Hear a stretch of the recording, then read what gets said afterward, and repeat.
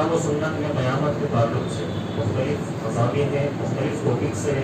اس کے اندر الگ الگ طریقے سے قیامت کا ذکر کیا گیا. کہیں برزخ کی زندگی کا ذکر کیا گیا، کہیں قبر کی زندگی کا ذکر کیا گیا، کہیں پر یوم محشر کی زندگی کا تذکرہ کیا گیا، تو کہیں پر جنت اور جہنم کا تذکرہ کیا گیا. لبیک اللہم لبیک کہتے ہوئے کل روز قیامت اپنی قبر سے اٹھیں گے. اسی طریقے سے کچھ لوگ حشر میں نمایاں ہوں گے، ان کی گردنیں اونچی ہوگی اور ان کے چہرے نمایاں ہوں گے. وہ اپنے چہروں سے اپنی گردنوں سے پہچان لیے جائیں. وہ ذمہ دار تھا تو ماتحتوں کے درمیان انصاف کیا کرتا تھا، اور جب اس کو کوئی عارضی حاکم بناتا تھا، انصاف کرنے کے لیے کوئی عارضی طور پر اس کو طے کرتا تھا، تو بغیر دبدبا دیکھے، بغیر مال و دولت دیکھے، بغیر رشتہ دار دیکھے، بغیر چہرہ دیکھے وہ لوگوں کے درمیان انصاف کیا کرتا. اب اس کا پیمنٹ کا میں سمجھ رہا ہوں کہ فائدہ ہو سکتا ہے تھوڑا، تو یہ تو اس طریقے کا مسئلہ ہے. جب کہ وہ تیار ہو جائے کس سے جنگ کے لیے، اللہ اور اس کے رسول صلی اللہ علیہ وسلم سے جنگ کرے. اللہ سے جنگ میں وہ جیت سکتا ہے. جنگ تو دور کی بات ہے، صرف دعوے کرنے والوں کو اللہ نے ختم کر دیا، بڑی بڑی قوموں کو اللہ رب العالمین نے برباد کر دیا. تو یہاں پر سود انسٹالمنٹ میں گاڑی اٹھا کیا ہو.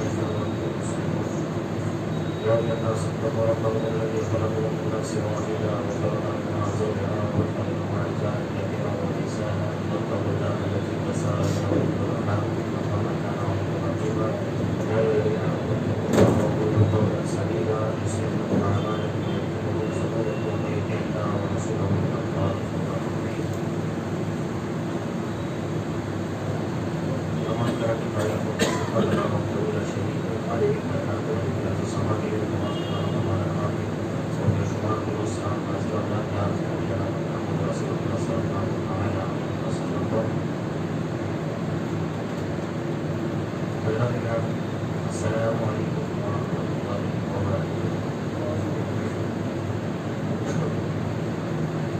اللہ تبارک و تعالی نے سورہ انبیاء کے اندر فرمایا کہ جس دن آسمان کو ہم ویسے ہی لپیٹ دیں گے جس طرح رجسٹر کے ورق لپیٹ دیے جاتے ہیں.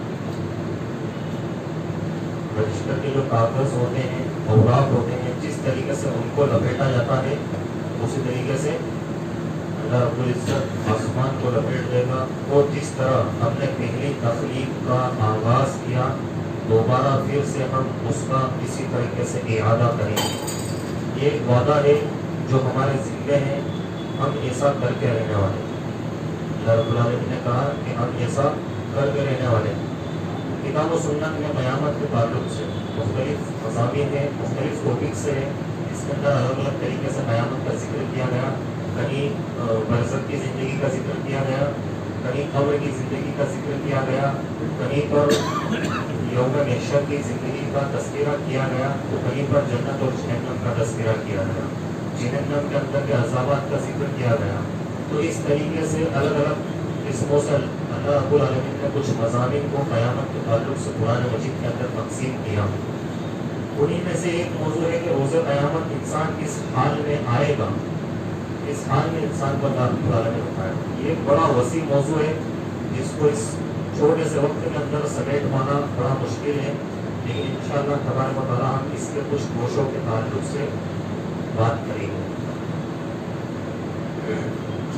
ایک چیز تو تمام لوگوں کے اندر مشترک ہوگی کہ پیارے نبی کریم صلی اللہ علیہ وسلم نے فرمایا کہ یحشر الناس حفاۃ عراۃ غرلا، کہ پر روز قیامت تمام کے تمام لوگ، تمام کے تمام بنی آدم तमाम के तमाम नंगे पैर होंगे, उनके जिस्मों पर लिबास नहीं होगा, तमाम के तमाम नंगे होंगे और वो सब गैर मखलूक होंगे। और इस हालत में अल्लाह रब्बुल आलमीन उनको कल रोज़े क़यामत खड़ा करेगा। हज़रत आयशा सिद्दीक़ा रज़ियल्लाहु तआला अन्हा ने कहा कि अल्लाह के नबी सल्लल्लाहु अलैहि वसल्लम फिर तो तमाम एक दूसरे को देख रहे होंगे, क्योंकि इस हालत में एक दूसरे को लोग देखेंगे। अल्लाह के नबी सल्लल्लाहु अलैहि वसल्लम ने फरमाया, या आयशा अल-अम्रु अशद्दु मिन ज़ालिक, कि वो मामला इससे इतना सख्त होगा, इतना शदीद होगा, क़यामत की होलनाकी, क़यामत की शिद्दत, क़यामत की परेशानी, क़यामत की तकलीफ, क़यामत का ज़लज़ला, इन्ना ज़लज़लत अस्साअत शैउन अज़ीम होगा, ऐसा ज़लज़ला होगा कि उससे बड़ा कोई ज़लज़ला नहीं। वो ऐसी चीज़ होगी कि ये चीज़ उसके सामने कुछ नहीं। वो ऐसी होलनाकी होगी कि लोगों को किसी का कोई ख्याल न होगा। अल-अम्रु अशद्दु मिन ज़ालिक, कि ये जो बात है वो अम्र इससे कहीं ज़्यादा भयानक होगा। प्यारे नबी करीम सल्लल्लाहु अलैहि वसल्लम ने हदीसों में वज़ाहत की कि जब लोग कब्र में से उठाए जाएंगे तो लोगों को जब उठाया जाएगा, हर इंसान को उसके अमली एतबार से उठाया जाएगा और सबकी मुख्तलिफ सूरतें होंगी। तमाम को अपने अमली एतबार के हिसाब से उठाया जाएगा, जिसका जैसा अमल होगा उसको उस तरीके से उठाया जाएगा। जिसकी जिस अमल पर मौत होगी उसी अमल के साथ अल्लाह रब्बुल आलमीन उसको उठाएगा। कि नेकों की हालत तो अच्छी होगी और बुरों की हालत बहुत बुरी हो जाएगी। हज़रत जाबिर रज़ियल्लाहु तआला रावी है, प्यारे नबी करीम सल्लल्लाहु अलैहि वसल्लम ने फरमाया, सही मुस्लिम की रिवायत, युबअथु कुल्लु अब्दिन अला मा माता अलैहि, कि हर बंदा जिस हाल में मरता है उसी हाल में उठाया जाएगा।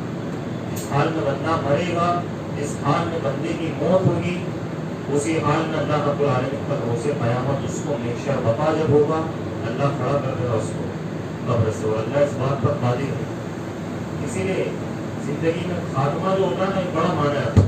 खात्मा भी ये होना कि इंसान के लिए बेहद मेहनत और बेहद ज़रूरी है कि इंसान हमेशा अपने खात्मे के ताल्लुक से फिक्रमंद रहे, हमेशा अपने खात्मे के ताल्लुक से सोचे कि मेरा खात्मा अल्लाह रब्बुल आलमीन को खात्मा भी शर की जगह तो खात्मा बिल खैर का, कि हमें उस खात्मे से बचा के जिस खात्मे के बाद कि जो रिजल्ट है वही उसका नतीजा है, उसके अलावा कोई और नतीजा नहीं। इसीलिए तमाम अंबिया किराम को आप देखोगे कि खात्मा बिल खैर की दुआ क्या करते थे।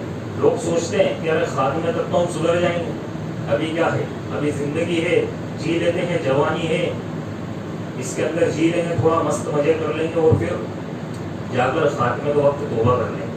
तो क्या खात्मा किसी को मालूम है कि किसका कब होना है? किसी को नहीं मालूम। किसी भी हालत में एक इंसान का खात्मा हो सकता है। तो इसीलिए खात्मा बिल खैर इंसान का तभी होगा जब एक इंसान अभी अपने आप को बदलेगा।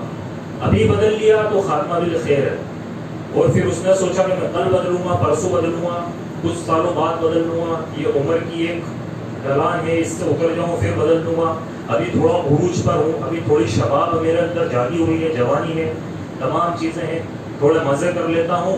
अल्लाह रब्बुल आलमीन से गाफिल हो गया, अल्लाह के रसूल से गाफिल हो गया, अल्लाह के दीन से गाफिल हो गया, इस्लाम के अरकानों से गाफिल हो गया, नमाज से एक बंदा गाफिल हो गया, इस्लामी शऊर उसके अंदर पैदा नहीं हुआ और वो ज़िंदगी में मलक हो गया।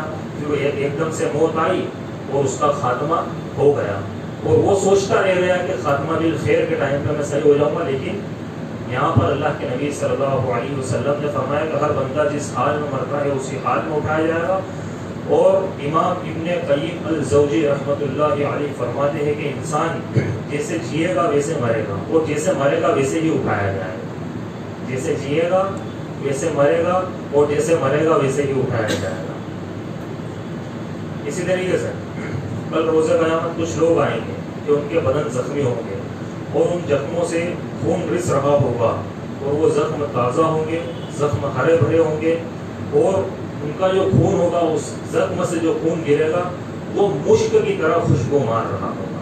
उसके अंदर से जो खुशबू आ रही होगी वो मुश्क की तरह खुशबू होगी। अल्लाह के नबी सल्लल्लाहु अलैहि वसल्लम से पूछा गया ये कौन लोग हैं? अल्लाह के नबी ने फरमाया कि ये वो लोग हैं कि इन्होंने फ़ी सबीलिल्लाह जाम शहादत को नोश किया, ये शहीद हो गए अल्लाह की राह में। ये अल्लाह की राह में इन्होंने अपना खून दे दिया, अपनी जानें दे दी, अपने अज्साम अल्लाह के हवाले कर दिए। तो ये वो लोग हैं कि इनके जिस्म से कल रोज़े क़यामत अल्लाह इसी हालत में इनको उठा देगा کہ ان کے زخم ہرے ہوں گے، ایسا لگے گا کہ ابھی ابھی ان کو مارا گیا، ایسا لگے گا کہ ابھی ابھی ان کو قتل کیا گیا، اور جب اس حالت میں وہ اٹھ رہے ہوں گے، ان کے زخموں سے خون بہہ رہا ہوگا، اور اس بہتے ہوئے خون میں صرف جنت کی مشک کی خوشبو آ رہی ہے۔ ذرا آپ سوچیے یہ مقام اور یہ مرتبہ اور یہ فضیلت کس کی ہے؟ شہید کی ہے۔ فرمایا وَلَا تَحْسَبَنَّ الَّذِينَ قُتِلُوا فِي سَبِيلِ اللَّهِ أَمْوَاتًا بَلْ أَحْيَاءٌ عِندَ رَبِّهِمْ يُرْزَقُونَ، کہ اور تم جو اللہ کی راہ کے اندر قتل کر دیے گئے، شہید کر دیے گئے، ان کو تم مردہ یا ان کو مرا ہوا نہ کہو، بلکہ وہ بل احیاء، بلکہ وہ زندہ ہے، عند ربہم، اپنے رب کے پاس، اپنے رب کے پاس وہ زندہ ہے، اور یرزقون، وہ روزی دیے جاتے ہیں، اللہ رب العالمین ان کو رزق دیتا ہے۔ یعنی یہ دیکھیے اسلام کا ایک یہاں پر ایک یہ رکن دیکھیے آپ کتنا بہترین، کہ ایک انسان نے اپنی جان دی، بظاہر لگ رہا ہے کہ بڑی بری طریقے سے ایک انسان کو مار دیا، لیکن وہ شہید ہوا کس کے راستے میں؟ اللہ کے راستے میں، اور باقی دوسرے قبروں کے اندر اور اس کی روح کو غذا دی جائے، یعنی وہ ہمیشہ اللہ کے یہاں پہ زندہ ہے، قبر سے حشر تک اور حشر کے بعد جنت میں۔ تو یہ کوئی چھوٹا کام نہیں ہے، اس کا اتنا بڑا اجر ہے، تو شہید ہو جانا بھی بہت بڑی ہمت والا کام ہے۔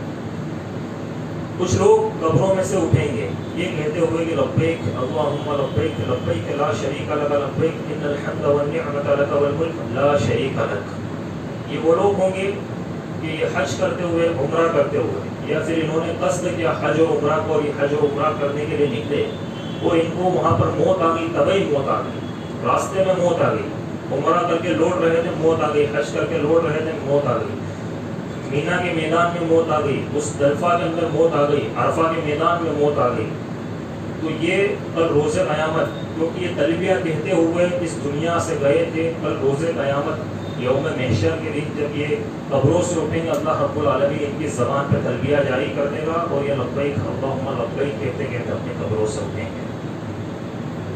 عرفہ کے میدان میں صحابی کو اونٹ نے نیچے گرا دیا، اور نیچے گرا کر اس کو روند دیا، ان صحابی کو اونٹ نے روند دیا۔ جب روندا، اللہ کے نبی صلی اللہ علیہ وسلم نے فرمایا کہ انہیں احرام میں کفن دے دو، انہیں احرام میں کفن دے دو، اور ان کے سر کو مت ڈھکو، اور انہیں کوئی خوشبو مت لگاؤ، فَإِنَّهُ يُبْعَثُ يَوْمَ الْقِيَامَةِ مُلَبِّيًا، اس لیے کہ یہ شخص کل لبیک اللہم لبیک کہتے ہوئے کل روز قیامت اپنی قبر سے اٹھیں گے۔ اسی طریقے سے کچھ لوگ حشر میں نمایاں ہوں گے، ان کی گردنیں اونچی ہوگی، اور ان کے چہرے نمایاں ہوں گے، وہ اپنے چہروں سے اپنی گردنوں سے پہچان لیے جائیں، کیونکہ حشر کے میدان میں تمام کے تمام لوگ ہوں گے، جتنی بھی مخلوق اللہ رب العالمین نے اس زمین پر جتنے بھی انسان بھیجے، حضرت آدم علیہ السلام سے لے کر اللہ کے نبی صلی اللہ علیہ وسلم کے آخری امتی تک، وہ تمام کے تمام وہاں پر جمع ہوں گے، اور وہاں پر اللہ رب العالمین یا تو ذلیل کر دے گا، یا پھر اللہ رب العالمین نے اعزاز دے دے گا، اور اس سے بڑی کوئی ذلت نہیں، کیونکہ حضرت ابراہیم علیہ السلام اپنی زندگی کے اندر وَلَا تُخْزِنِي يَوْمَ يُبْعَثُونَ يَوْمَ لَا يَنفَعُ مَالٌ وَلَا بَنُونَ إِلَّا مَنْ أَتَى اللَّهَ بِقَلْبٍ سَلِيمٍ کی دعا کیا کرتے تھے کہ اللہ رب العالمین تو روز قیامت کے دن کی رسوائی سے مجھے بچا لینا، کہ اس سے بڑی کوئی رسوائی نہیں، اس سے بڑی کوئی بے عزتی نہیں، کیونکہ اس دن وَلَا يَنفَعُ مَالٌ وَلَا بَنُونَ، کہ نہ تو مال کام دے گی نہ اولاد کام دے گی، کچھ بھی کام دینے والا نہیں ہے۔ ایک شخص تکبر کرتا ہے، گھمنڈ کرتا ہے، سر اونچا چل کے چلتا ہے، ایک تو اولاد کی بنیاد پر، ایک مال کی بنیاد پر، اللہ نے دونوں کا تذکرہ کر دیا، کوئی بھی چیز کام دینے والی نہیں۔ تو یہاں پر کچھ لوگوں کی گردنیں نمایاں ہوں گی، اونچی ہوں گی، ان کے چہرے نمایاں ہوں گے، اور یہ ان کی اعزاز و سربلندی کی نشانی ہوگی۔ اللہ کے نبی صلی اللہ علیہ وسلم نے فرمایا کہ یہ وہ لوگ ہیں کہ جو 5 وقت اذان دینے والے ہیں، یہ مؤذن ہیں جو 5 وقت اذان دیتے تھے، ان کا اعجاز یہ ہوگا المؤذنون اطول الناس عناقا یوم القیامت، اللہ کے نبی نے فرمایا کہ مؤذن جو ہے ان کی گردنیں لوگوں میں کل روز محشر میں سب سے زیادہ اونچی ہوگی، سب سے نمایاں ہوگا۔ لیکن کوئی اگر اذان دینے کو، کوئی مؤذن اگر اس کو ذریعہ معاش بنا لے اور صرف اس کو انکم کا سورس سمجھ لے، کیونکہ انڈیا کے اندر، ہندوستان کے اندر اور اپنے آس پاس کے اطراف کے علاقوں میں بھلے تنخواہ کم ہو، لیکن بیرونی ملک میں سعودی، قطر، جدہ اور بھی ایسے بہت سارے جو ہے بیرونی جو ملک ہے تو وہاں پر اگر آپ جائیں گے تو وہاں پر مؤذن کی بھی ایک تنخواہ ہوتی ہے اور اچھی خاصی تنخواہ ان کو دی جاتی ہے. تو ایک شخص اگر اسی کو صرف ذریعہ معاش بنائے یا پھر ہندوستان کے اندر اگر کوئی شخص یہ سوچ لے کہ یار مجھے صرف اس کے اتنے ہی روپے مل رہے ہیں, صرف اتنے ہی روپے دے رہے ہیں, صرف 4,000 دے رہے ہیں, صرف 5,000 دے رہے ہیں, تو گویا کہ وہ اخلاص نیت کے 7,000 نہیں دے رہا, اس کو اس کے اندر دنیا بھی منافع چاہیے. بلکہ اجرت دینا اگر کوئی ذمہ داری والا کام ہے اسلام کے اندر, اگر آپ اجرت یا پھر کوئی آپ کو ہدیے کے طور پر کوئی چیز دے تو وہ لینا درست ہے, جائز ہے, اس کے دلائل ہیں. لیکن اس کے اوپر ڈیمانڈ کرنا اور اس کے اوپر ناشکری کرنا, وہیں پر بس نہیں کرنا اور پھر اس کے اندر صرف فارمیلٹی کے حساب سے اذان دے دینا یا فارمیلٹی کے حساب سے نماز کو پڑھا دینا, تو یہ نماز پڑھا دیں.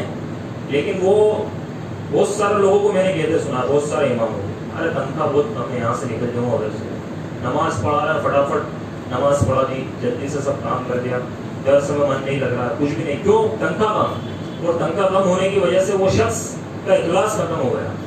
تو آپ کی تنخواہ کم ہے تو اخلاص آپ اپنا کیوں ختم کر رہے ہیں؟ اخلاص کا تعلق اللہ رب العالمین سے, اس کا اجر اللہ دینے والا ہے, نیتوں کا اجر اللہ دینے والا ہے, اعمال کا اجر اللہ دینے والا ہے. اگر آپ کو وہ نہیں پور پڑ رہا وہاں سے آپ چلے جائیں. لیکن اس طریقے سے جو شخص کرتا ہے تو یہاں پر صرف اذان دے دینا مقصد نہیں ہے, بلکہ اذان کس حساب سے ہونی چاہیے کہ مؤذن ایسا ہو کہ اللہ کی توحید کی دعوت اور عبادت و بندگی کی دعوت دینے کی نیت سے اذان دیتا.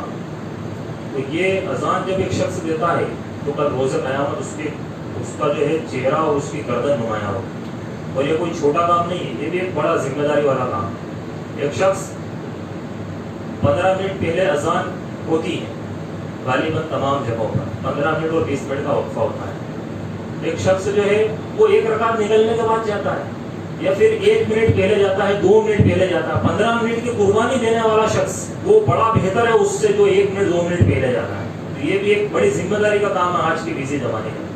تو ہر شخص اپنے 10 منٹ 15 منٹ کو بھی تولتا ہے کہ میرا 10 منٹ 15 منٹ کی اہمیت کیا ہے, میرا 20 منٹ کی اہمیت کیا ہے. ایک شخص اس کو تولتا ہے. تو یاد رکھیے کہ یہ ذمہ داری والا کام. کچھ لوگ اس حال میں کل روز قیامت آئیں گے کہ نور کے ممبروں پر انہیں بٹھایا جائے گا اور اللہ کے دائیں ہاتھ کی جانب وہ ممبر ہوں گے.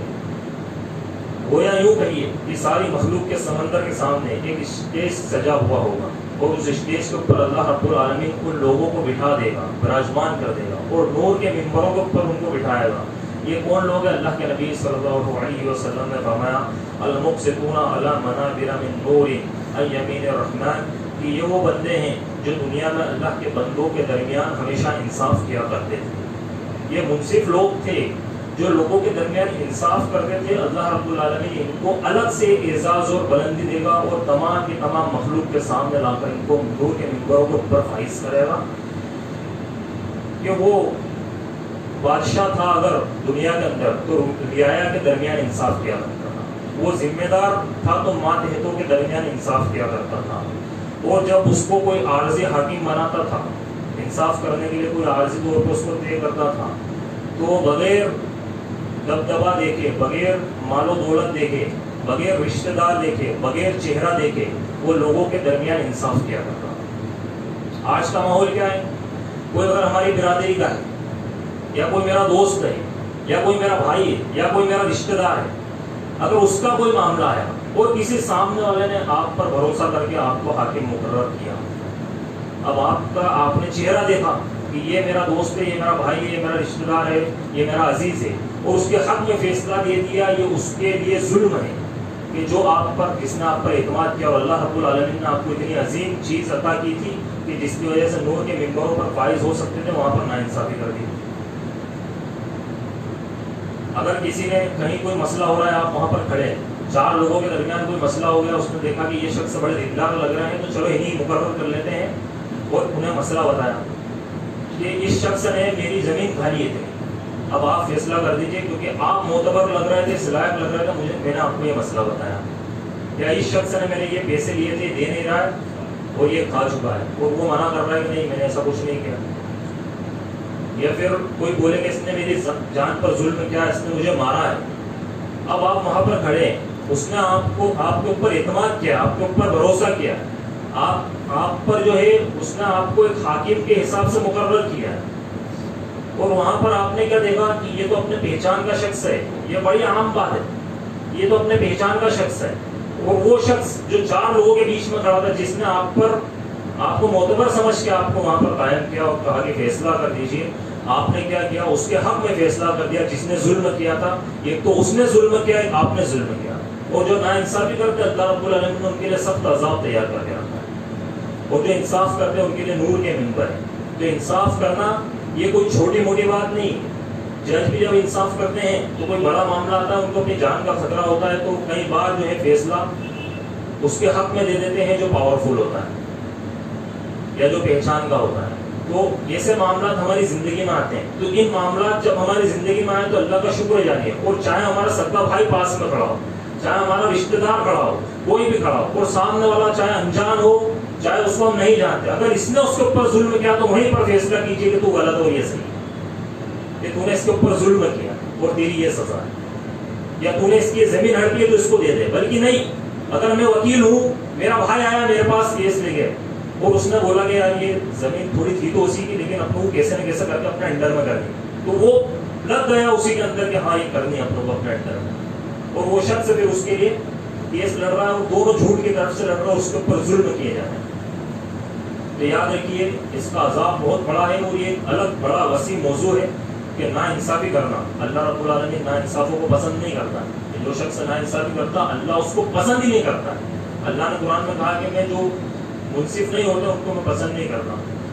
تو اسی طریقے سے یہاں پر اثر و رسوخ رکھنے کے بعد بھی ایک شخص جو ہے وہ انصاف کرے اس کے حق میں جو حقدار ہو.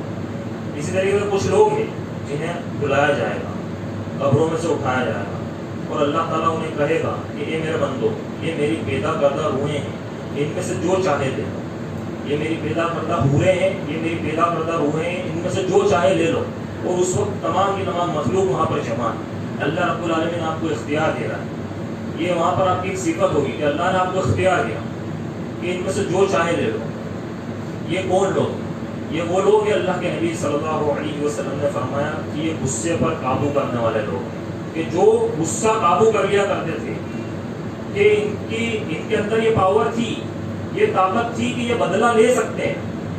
یہ 10 لوگ تھے, وہ 5 تھے, انہوں نے ان کو کچھ کہا الٹا سیدھا کہا, یہ ان کو مار سکتے تھے, یہ ان کے اوپر ظلم کر سکتے تھے, یہ ان کو برا بھلا کہہ سکتے تھے, لیکن انہوں نے معاف کر دیا کہ جاؤ اللہ کے لیے ہم نے تمہیں معاف کر دیا, کہ تم 4 ہو, تم نے ہمارے ساتھ بدسلوکی کی ہے, ہم 10 لوگ ہیں, ہم چاہے تو مار سکتے ہیں, لیکن اس کے باوجود انہوں نے اللہ کے لیے معاف کر دیا. میاں بیوی میں جھگڑا ہو گیا گھر کے اندر. اب شوہر کو لگا کہ اس نے مجھ سے نافرمانی کی, وہ چاہے تو اس کو ڈانٹ ڈپٹ کر سکتا ہے, چلا سکتا ہے, بول سکتا ہے, لیکن وہاں پر اس نے کیا کر لیا, غصے کو قابو کر لیا, اور اپنی زبان سے کوئی بھی ایسے الفاظ نہیں نکالے, برے الفاظ نہیں نکالے. تو یہ غصے پر قابو کرنا ہے کہ وہاں پر زور انسان چلا سکتا ہے, گھر کے اندر انسان زور چلاتا ہے, تو وہاں پر اس نے غصے پر قابو کر لیا. ایسے لوگوں کو اللہ کر لائے گا اور کہے گا کہ یہ ہوئے کھڑی ہیں, ان میں سے جو چاہے لے لو. ایک انسان کو اللہ رب العالمین نے اختیار کیا. اسی طریقے سے کچھ لوگ اپنی قبروں سے اٹھیں گے, اور وہ اس طریقے سے اٹھیں گے کہ وہ پاگل ہوں گے, وہ پاگل ہو گئے ہوں گے, مجنون ہو گئے ہوں گے, ان کی حالت خراب ہوگی, وہ اس طریقے سے اٹھیں گے اور دیوانوں جیسی حرکتیں کر رہے ہوں گے. یہ کون لوگ ہیں؟ یہ سود خور ہیں جو دنیا کے اندر سود کھایا کرتے ہیں.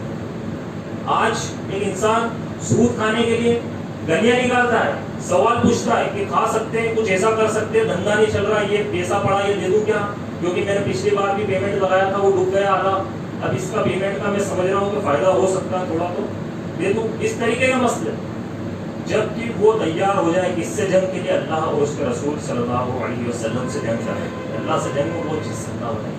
جنگ تو دور کی بات ہے, صرف دعوے کرنے والوں کو اللہ نے ختم کر دیا, بڑی بڑی قوموں کو اللہ رب العالمین نے برباد کر دیا. تو یہاں پر سود, انسٹالمنٹ میں گاڑی اٹھا, یہ اٹھا لو, فلاں کر لو, ساری چیزیں چل رہی ہیں, اور اس کے اندر گلیاں نکالی ہیں, یہ شو نہیں ہونا ہے, فلاں نہیں کرنا ہے, یہ نہیں کرنا ہے, آج شخص سے کیا کیا نہیں کرنا ہے. تو یہ سود خور ہوں گے جو دنیا میں لوگوں کا خون پسینہ چوسا کرتے تھے, اللہ انہیں کل روز محشر ذلیل کرے گا. قرآن میں اللہ رب العالمین نے فرمایا الذین یأکلون الربا لا یقومون الا کما یقوم الذی یتخبطہ الشیطان من المس. کہ جو لوگ دنیا کے اندر سود کھایا کرتے تھے وہ قبروں سے ایسے ہی اٹھیں گے جیسے وہ شخص اٹھتا ہے جس پر جن سوار ہو جاتا ہے. جس شخص پر جن سوار ہو جاتا ہے اس کی نیند کیسے بولتی ہے اس کو دیکھیں آپ, وہ کس طریقے سے اٹھتا ہے, اس طریقے سے اللہ رب العالمین کل انہیں قبروں سے اٹھائے گا. وہ پاگل ہوں گے, دیوانے ہوں گے, مجنون ہوں گے, وہ ایسی حرکتیں کرتے ہوئے قبروں سے قیامت اٹھیں گے. تو یہ سود کھانے والوں کا انجام ہے. ذالک بأنهم قالوا انما البيع مثل الربا وحل الله البيع وحرم الربا. سود جو ہے یہ دنیا کا بدترین ظلم ہے, یہ بدترین ظلم ہے, اور سب سے بدترین لین دین اگر کوئی دنیا میں ہے تو سود, اس سے کوئی بدترین لین دین نہیں ہو سکتی, اس سے بدترین لین دین نہیں ہو سکتی. لوگ آج جب سود کا ماحول بڑھ گیا, الگ الگ طریقے کے ورژن جب سود کے نکل گئے تو لوگ کس طریقے سے اس کے اندر جا رہا ان کو خود معلوم نہیں چل رہی, وہ تحقیق ہی نہیں کرتے. بڑی خاموشی سے سود کے اندر ان کو جو ہے آج لے جایا جا رہا ہے, اور وہ اس کے اندر جاتے جا رہے ہیں. ان کو معلوم ہی نہیں ہے کہ سود کیا چیز ہے, اس کی حرمت کیا ہے. اللہ رب العالمین نے قرآن مجید کے اندر اس کو حرام قرار دیا. تو یہ سود جو ہے دنیا کی بدترین لین دین ہے, اور سود خور کے ظلم کے سبب محشر میں اس کا نتیجہ بھی ذلت ہو کہ اللہ رب العالمین اس کو ذلیل کرتا ہے. اس طریقے سے کچھ لوگ اس طریقے سے قبروں سے اٹھائے جائیں گے کہ ان کا آدھا جسم فالج جگہ ہوگا, آدھے جسم پر فالج ہوگا.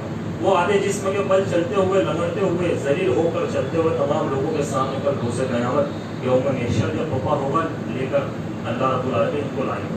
یہ وہ لوگ ہیں جنہوں نے دنیا میں 2 شادیاں کی, جنہوں نے دنیا کے اندر 2 شادیاں کی, لیکن ایک بیوی کے ہو کر رہ گئے اور دوسری بیوی کا حق ادا نہیں کیا, دوسری بیوی کو نظر انداز کر دیا.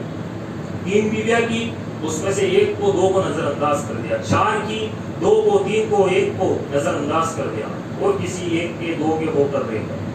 کل روز قیامت اس حالت میں اللہ رب العالمین کو لے گا. شریعت کے اندر 4 شادیاں کر سکتے ہیں, جائز ہے, لیکن اس کی شرط کیا ہے؟ قرآن مجید کے اندر اللہ رب العالمین نے اس کو کوڈ کر دیا ہے کہ اس کی شرط یہ ہے کہ تم ان تمام کے درمیان انصاف کرو, نہیں تو بہتر یہ ہے کہ 1 پر ٹکے رہو, 1 پہ ہی رہو.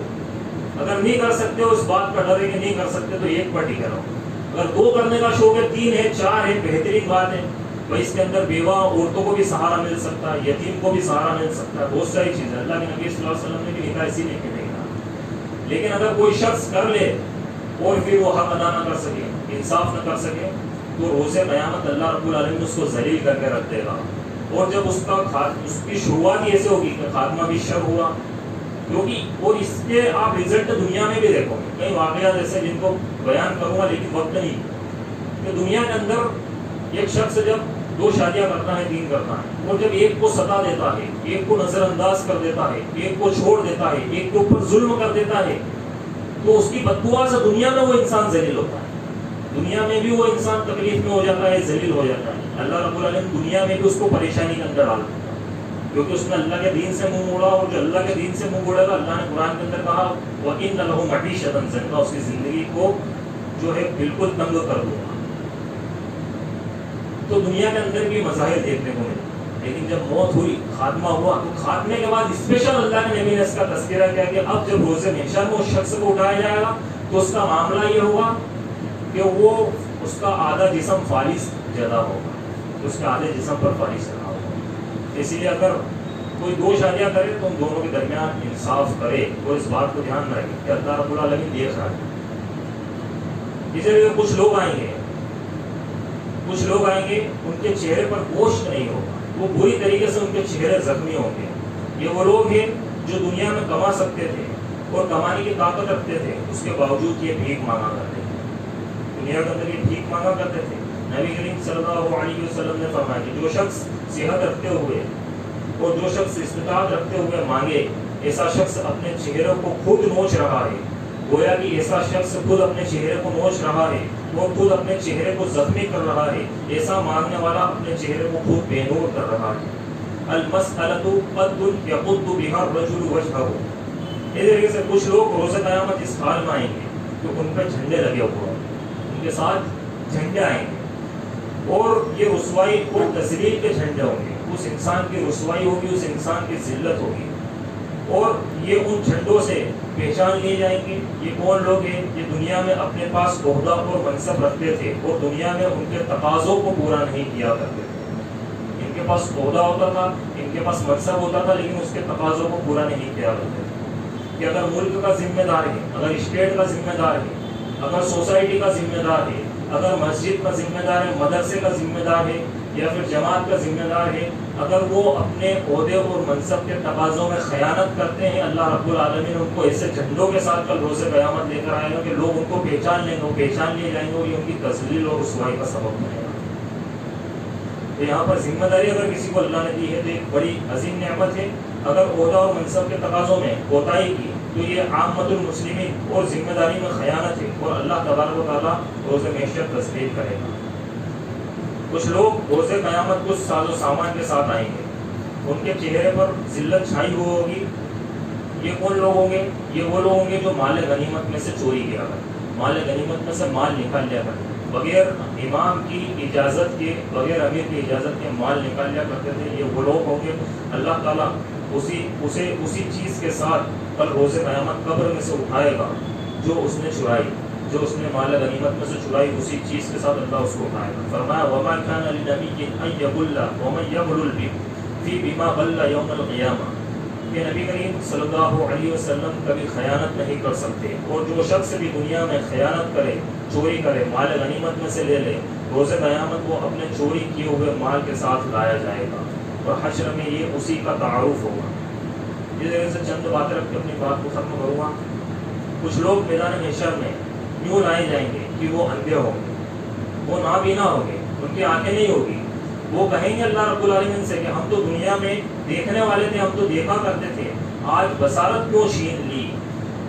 تو اللہ رب العالمین ان سے کہے گا, سورہ طٰہٰ کے اندر اللہ نے ان کی بات چیت کو ذکر کیا کہ وَمَنْ أَعْرَضَ عَنْ ذِكْرِ رَبِّهِ فَإِنَّ لَهُ مَعِيشَةً ضَنكًا وَنَحْشُرُهُ يَوْمَ الْقِيَامَةِ أَعْمَى قَالَ رَبِّ لِمَا حَشَرْتَنِي أَعْمَى وَقَدْ كُنْتُ بَصِيرًا قَالَ كَذَلِكَ أَتَتْكَ آيَاتُنَا فَنَسِيتَهَا وَكَذَلِكَ الْيَوْمَ تُنسَىٰ. کہ وہ اللہ رب العالمین نے فرمایا کہ وَمَنْ أَعْرَضَ عَنْ ذِكْرِ رَبِّهِ, کہ جو میرے ذکر سے دنیا کے اندر غفلت میں رہے گا, میرے قرآن سے دنیا کے اندر منہ موڑے گا, میرے حکم سے دنیا کے اندر منہ موڑے گا, جو میری شریعت کو دنیا کے اندر چھوڑے گا, جو اللہ کے نبی صلی اللہ علیہ وسلم کی سنتوں کو, اتباع سنت کو دنیا کے اندر چھوڑے گا, یہ تمام اس کے مطلب ہے. فَإِنَّ لَهُ مَعِيشَةً ضَنكًا, تو میں اس کی زندگی کو تنگ کر دوں گا, کیونکہ یہ میرے ہاتھ میں ہے. اللہ رب العالمین کے ہاتھ میں زندگی کو تنگ کرنا اور زندگی کو کشادہ کرنا.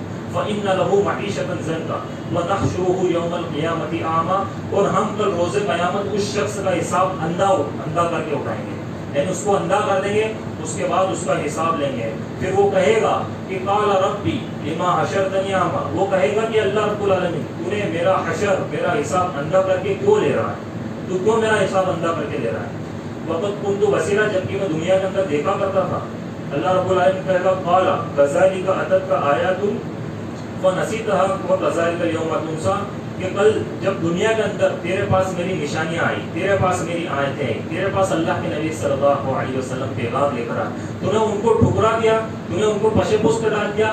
جا آج تجھے بھلا دیا جاتا ہے, وہ کذالک الیوم تنسیٰ, کہ آج تجھے بھلا دیا جاتا ہے, تیری کوئی پرواہ نہیں, تیری کوئی فکر نہیں. جا اللہ رب العالمین اس کو اسی طریقے سے اندھا چھوڑے گا, اور پھر اس کا حساب جو ہے وہ بڑا برا ہوگا. جو شخص دنیا میں اعراض کرے گا تو اس کا یہ حشر ہوگا.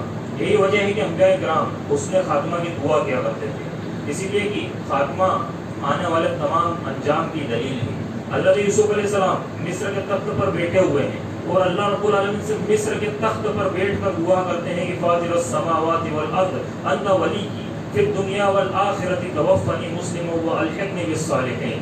کیا دعا کر رہے ہیں کہ یہ زمین و آسمان کے پیدا کرنے والے, یہ زمین و آسمان کے مالک, تو زمین و آسمان میں میرا دوست ہے. انت ولی کی, کہ تو میرا دوست ہے زمین و آسمان میں, اسلام کی حالت میں مجھے موت دے, اور نیک لوگوں کے اندر والحقنی بالصالحین, نیک لوگوں کے اندر مجھے شامل کر.